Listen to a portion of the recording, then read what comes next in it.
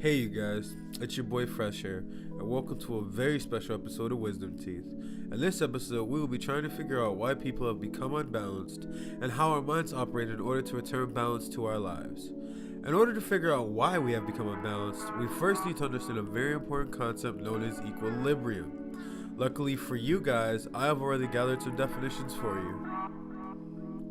Our best buddy Google states that equilibrium is a state in which opposing forces or influences are balanced, a state of physical balance, and a calm state of mind.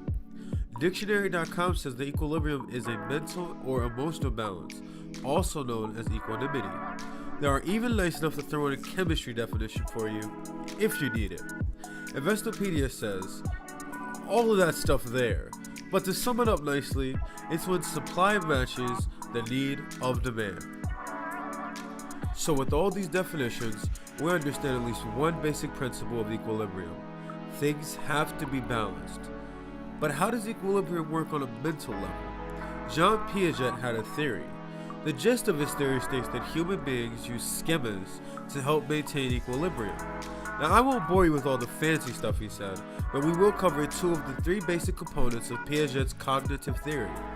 The two we'll be covering are the schemas, which are the building blocks of knowledge, and the adaption process that enables the transition from one stage to another.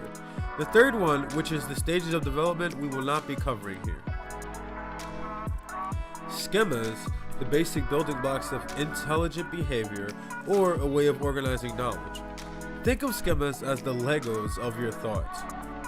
The adaption process, which consists of three parts: assimilation, accommodation, and equilibration.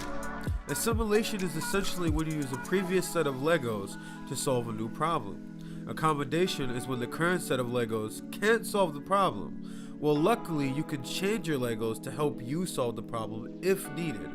Equilibration is the force which moves development along. Altogether, this means you have some Legos, you try to build a house, but your Legos can't form the shape. So you either get new Legos or change your current Legos to help build your house.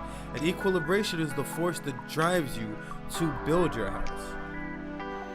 So now that we have all this knowledge about equilibrium, we could use this to help us acquire mental equilibrium.